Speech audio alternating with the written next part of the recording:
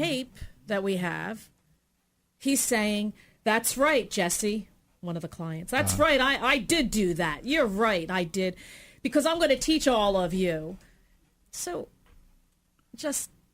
Isn't it what they call it, cutting your nose off and spite your face. Yeah. Well... All right, we're talking to Michelle Douglas and Kimberly Shurg. She's awfully quiet and over in the corner. We'll make her talk a little bit later, talk about our investigation. We're going to take a quick break. You're listening to Bob Burns in your afternoon. Michelle Douglas specializes in employment law and civil rights law, and she's in Northfield, New Jersey on Tilton Road. And what's the address? 1601 Tilton Road. 1601 Tilton Road, and the phone number would be? 609-788-3595. Can also be reached at www.myrightslawyers.com. We'll be back in just a couple minutes.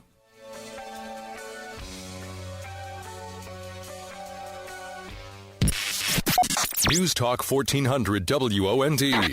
WOND. Radio.com. Bob Burns in your afternoon continues on News Talk 1400 WOND. All right, we're back. We're with Michelle Douglas and Kimberly Shurg. They're from the law firm of Douglas and Kinnery on 1601 Tilton Road, Northfield, New Jersey. And the phone number there is 609-788-3595. And you specialize in employment law and civil rights. That's right. And right now we're talking about the Lower Cape May MUA, right? That's right, yes. What exactly does the MUA do?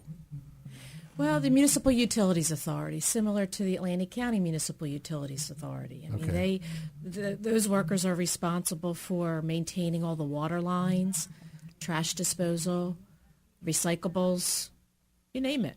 Just for Lower Township? Just for Lower Township. Okay. And you have two clients so far that all have already been fired from their positions. I do. We represent 5 Lower Township Municipal Utilities Authority employees, 2 of whom have lost their jobs. The other 3, one of whom has been assaulted, and those 3 have been denied overtime. They've been written up. They've been harassed. Needless to say that their experiences now on the job and at the work site are much different Cape May County prosecutor investigation. Yeah. And again, the prosecutor was investigating a complaint that did not originate from the MUA. Well, it didn't originate from any of my employees, my clients, the employees. What I understand is that it did originate from a prior employee, that there were allegations raised by a prior employee whom I do not represent. Okay. And I know the investigation started in or about August of this year. All right. So tell us about the 2 people that got fired. Tell us about their work records. Was there any reason why they would have been fired? Well, I'm sure the executive director will have his reasoning, and that reasoning, I say, is not the true or the real reason, right? Because their work records speak volumes about their work ethic and their diligence and their performance. One of the gentlemen, his name is Bill Dunn, was an active union organizer, and he was the individual who negotiated with management the terms and conditions for most of the labor force within the Municipal Utilities Authority. They already had a union. They did, okay. Yes. But he was responsible, come renewal of contract time, right, for the negotiation on behalf of the labor force. Okay. And so he's, needless to say, pretty vocal, pretty outspoken person, and because of that, an easier target. Yeah. And his was the first to go. His job was the first to go. And the other person that I represent, Jana Bailey, is a young lady who was the purchasing agent. I'm not necessarily drawing a connection, but in my mind, it's worth the exploration that she was the second person to have lost her job because of the fact that she's the purchasing agent and because of the nature of the allegations at the Cape May County Prosecutor's Office. And, one of the reasons that we're here today, Bob, is because,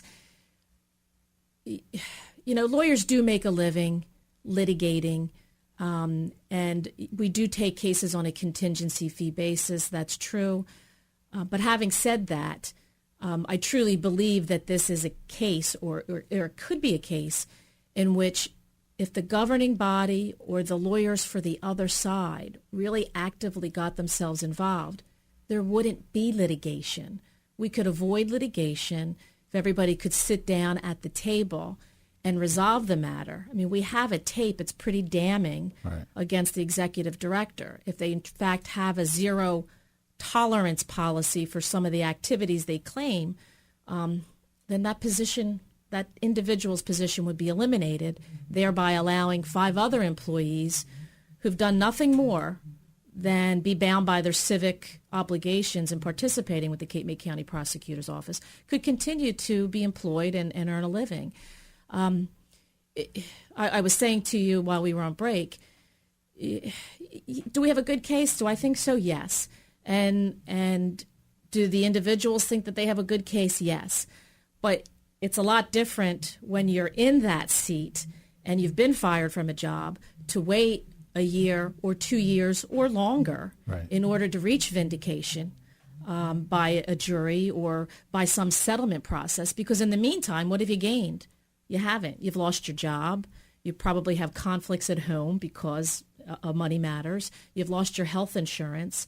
You've lost your stability. And in Lower Township, Cape May County, truly the Municipal Utilities Authority is a pretty decent place, minus all of what has been happening recently. It's a pretty good place to work. So our goal was and continues to be, to get the attention of the governing officials so that somebody conducts an investigation so that these whistleblowers, because they are individuals that would be considered whistleblowers under the law, are protected. What do you run up against? Is it just, I don't care, I don't want to know, it's too bad? What do you run up against? I'll give you an example. Last 2 weeks. 17th. That council meeting? Kim says it was on the 17th of October. Okay, not that long ago. We attended the Lower Township Council meeting, and there had to be more than 60 people there. Again, another packed house with placards, protest kind of signs, but everybody peaceable. Nobody making any noise or disruption to the process. All orderly. And when it came our turn, or we thought it came our turn to talk, the mayor shut us down. He said, and held his hand out, stop. He did not want to hear from us. He did not want to hear anything from any employee or representative from the Lower Township Municipal Utilities Authority. Now, this is a public forum. Yeah. All of these individuals are residents of Lower Township. Yeah. They have a right to provide their governing body, the electorate, with information about what's been going on and to request that somebody take a look into the activities. So we were shut down, but we still are hopeful that somebody will actually do a real investigation into this. So tonight, the meeting you're going to go to tonight is the board meeting for the MUA? It's the no, not for the MUA. It's the Lower Township Council meeting. Okay, yeah. Same as you went to a month ago on the 17th when TV was there. No, that was different. It was different. Yes, okay. When the TV, Channel 40 was there, that was actually at the Board Municipal Utilities Authority. Okay. Yeah. All right. Because I remember seeing the signs and a couple of interviews with people. The one, I think they interviewed the one person who said he was accosted. He was, yeah. He's one of our clients. He was assaulted by the executive director, and we have the admission on tape. And why is he still there? It's just unbelievable to me that what they did do. However, we do have a friend on the Municipal Utilities Board. He seems to be in tune with the labor force. And he requested a special meeting to be conducted by the Municipal Utilities Board. And he was successful in having that last week. But what was accomplished? They gave Matt Ecker, the executive director, a 60-day paid vacation. Oh, gee. I laugh. It's not pathetic, but it's not funny. I laugh, but he was rewarded for bad behavior. Yeah.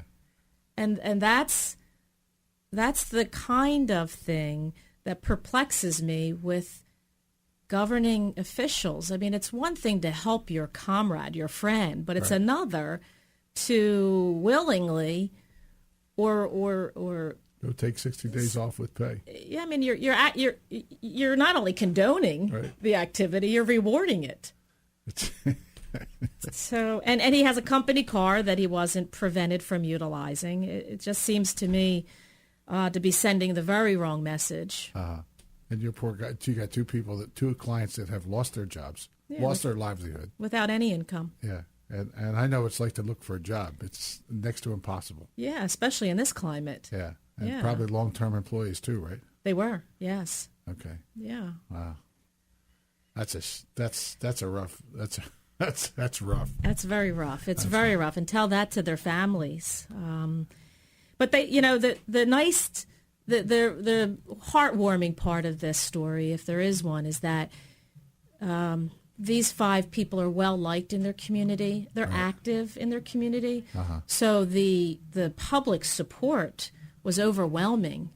There were at the meeting that you were talking about with Channel 40 present. Yeah. There had to be well over 100 people, residents, that came out in support of these 5 individuals. So that's terrific. that was real nice. That is terrific. Yeah. Well, it's